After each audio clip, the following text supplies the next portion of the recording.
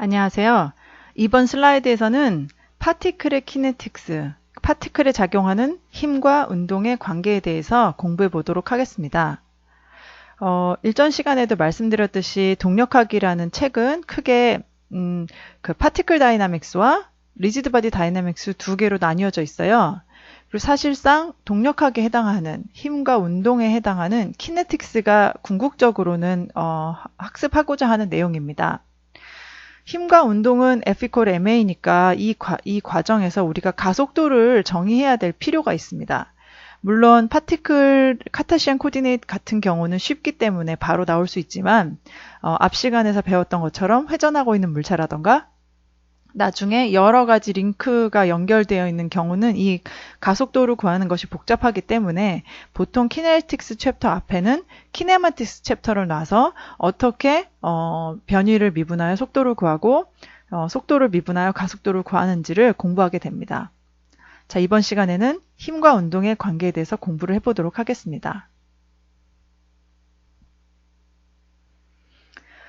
힘과 운동에 대해서 알기 전에 먼저 가장 기본적으로 알아야 되는 것이 있는데요. 그것이 바로 프리바디 다이어그램, 자유물체도입니다. 사실 자유물체도는 동력학을 공부하는 데 가장 기본이고요. 일단 힘이 어떻게 작용하는지를 알아보는 과정이라고 할 수 있습니다. 먼저 free라는 말이 의미하는 것이 뭔가를 자유롭게 한다 이런 뜻이잖아요. 그래서 우리가 프리바디 다이어그램이라고 하면 이게 아무리 복잡한 시스템이라 하더라도 그 바디에 해당하는 부분만 빼고 나머지를 다 떼어내면 됩니다. 프리하게 떼어내면 되는데요. 자, 여기서 예를 들어 우리 휴보 로봇 암을 우리가 동력학 분석을 한다고 하면 암의 프리바디 다이어그램은 암만 따로 프리하게 떼어내면 되고요. 여기에 이 어떤 공의 프리바디 다이어그램을 그리고자 한다면 이 공만 따로 프리하게 떼어내면 됩니다. 한번 떼어 보겠습니다.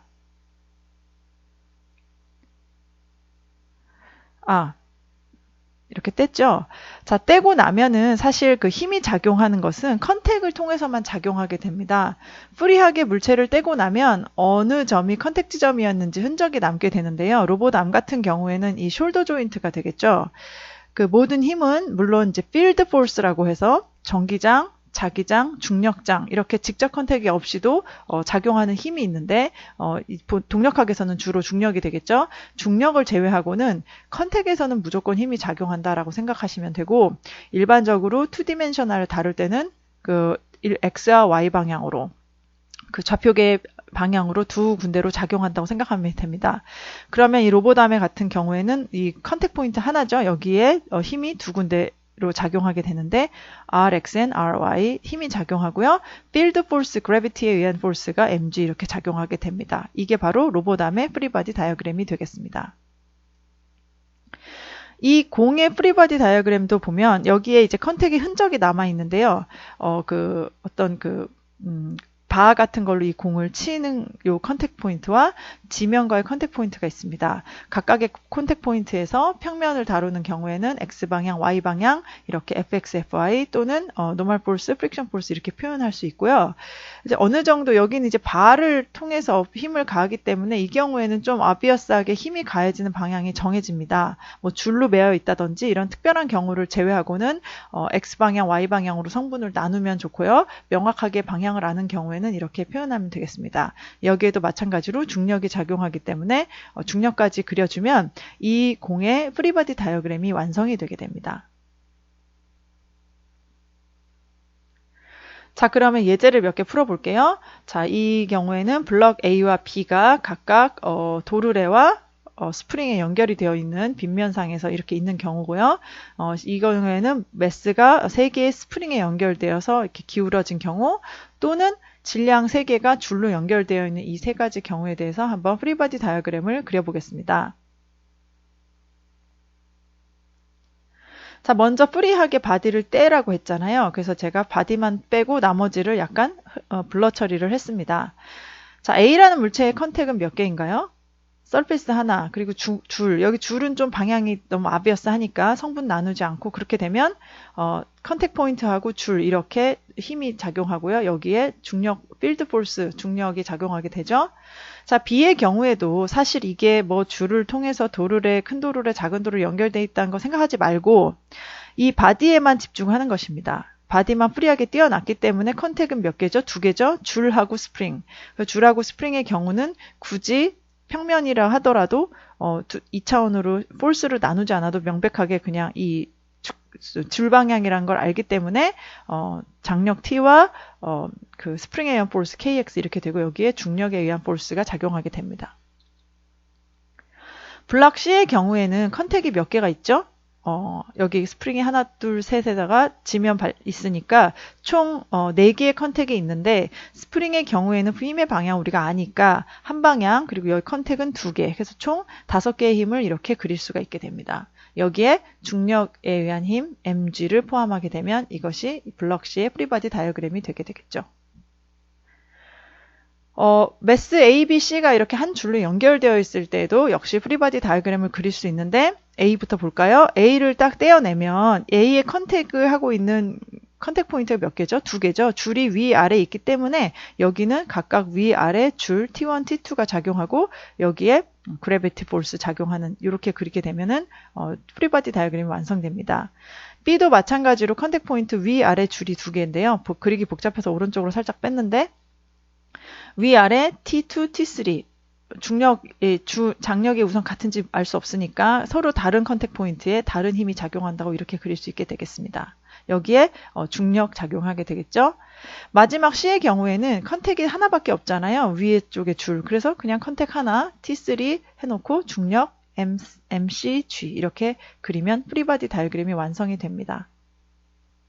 자, 이 문제는 이너샤 효과를 무시하는 것에 대한 문제입니다. 문제를 풀다 보면은 막 설명이 나오다가 단 도르래의 이너샤는 무시한다. 마찰과 이너샤는 무시한다. 이런 말들이 있어요. 그 말이 의미하는 것이 무엇인지를 한번 짚어보고 넘어가도록 하겠습니다. 자, 여기서 일단 요 첫 번째 도르래에 대해서 우리가 프리바디 다이어그램을 그려볼게요. 이 도르래를 프리하게 떼고 여기 다 연결되어 있는 이 복잡한 걸 다 잊어버리고 이 도르래에만 집중을 해봅시다. 그러면 컨택이 몇 개죠? 양 옆에 줄, 그래서 3개의 컨택이 있게 됩니다. 따라서 그 줄 방향으로 힘이 T1, T2, T3, 그리고 중력 mg가 있게 돼요. 자, 그러면은 이 T1과 T2와 T3 간에는 무슨 관계가 있을까요? 이 장력은 전부 다 같을까요? 아니면 다를까요? 그것에 대해서 얘기를 해볼게요. 이렇게 프리바디 다이어그램을 그리고 나면 이제 뒤에서도 배우겠지만 우리가 운동방정식을 쓸 수 있게 됩니다. F 이퀄 MA에 해당하는, 그러니까 위쪽을 포지티브한 Y 좌표계로 잡으면은 T3 빼기 T1 T2는 F 이퀄 MA, Y의 더블 다시 되고, 토크, 이 센터점을 중심으로 토크가 작용하는 것은 T1과 T2에 의한 토크, 그 모모남 R에다가 각각의 T1, T2로 곱한 것이 I 알파, 그러니까 앵귤러 액셀러레이션이 이렇게 되게 되는데요. 요 자세한 내용에 대해서는 이제 뒤에서 배울 건데, 우리가 이너샤를 무시한다는 얘기는 질량이 없다는 얘기예요. 질량이 없다고 하면 질량 이너샤에 해당하는 M 값과 I 값이 제로가 되게 됩니다. 그래서 풀리의 이너샤를 무시하게 되면 어떤 관계식을 얻을 수 있냐면 이 식으로부터 T1과 T2가 같다. 그걸 T라고 할게요. 그리고 T3는 T1과 T2, 즉 2T가 되게 돼요. 자, 그래서 문제에서 이제 도르래의 질량을 무시하면 이너샤를 무시하면이라는 말이 나오면 이 줄, 양쪽으로 걸려서 이 도르래를 회전시키는 그 줄의 장력은 서로 같게 되고 그것과 반대쪽으로 작용하는 장력은 2개의 줄이 연결되어 있을 경우에는 2T, 3개의 줄이 연결되어 있을 때는 3T 이런 관계를 갖게 됩니다. 따라서 원래 있었던 이 도르래 시스템을 하나하나 전부 다 우리가 프리바디 다이어그램을 그려보려고 프리하게 떼고 나면 매스 MA는 컨택 몇 개죠? 위에 줄 하나죠? 그래서 T와 MG, 이 도르래는 컨택 3개죠? 각각에 대해서 T, 같은 T, 이것은 같은 줄이니까 제가 색깔을 같이 했습니다. 윗방향은 2T.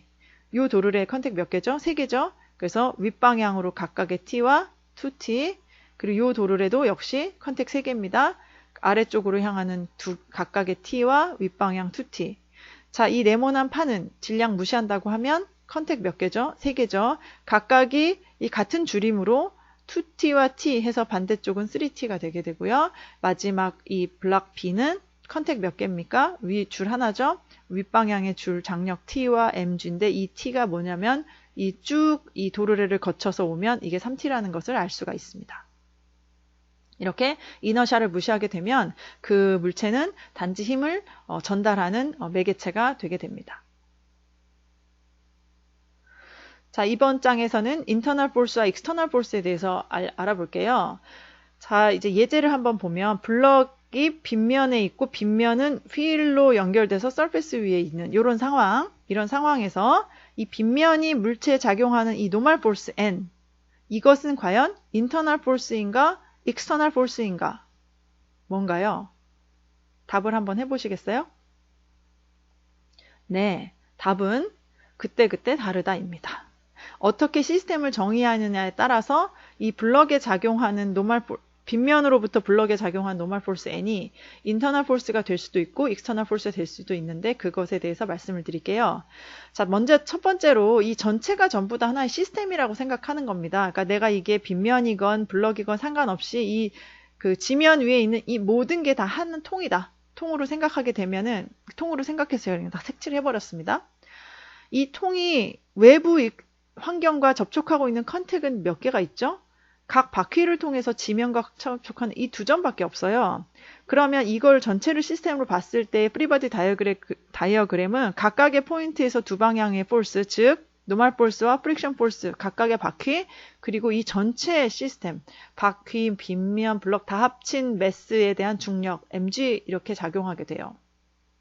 이럴 경우에는 n이 보이지 않죠. 빗면에서 이 블럭에 작용하는 n이 따로 보이지 않기 때문에 이 경우에는 노멀 포스는 인터널 포스가 되게 됩니다. 자, 그런데 우리가 이거를 하나하나씩 따로 떨어뜨려 볼 수가 있어요. 블럭 따로, 빗면 따로, 휠 따로, 각각을 따로따로 하게 되면 이 블럭은 컨택 몇 개죠? 빗면하고 컨택 하나. 그래서 여기에 포스, x, y 방향과 중력 볼 수 있고요. 이 빗면은 컨택이 몇 개입니까? 위에 있는 블럭과 하나, 각각의 휠에 있어 총 3개죠. 그러니까 각각의 6개의 힘.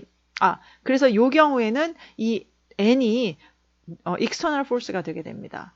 그리고 이 빗면의 프리바디 다이어그램은 6개의 포스, 각각 x, y 방향, 그리고 중력, 이 빗면의 질량에 대한 mg가 되겠고요.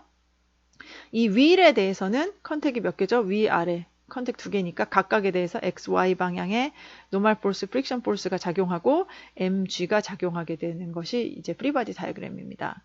자, 여기서 노멀 포스는 이 블럭을 따로 떼어놨기 때문에 external force가 되고요.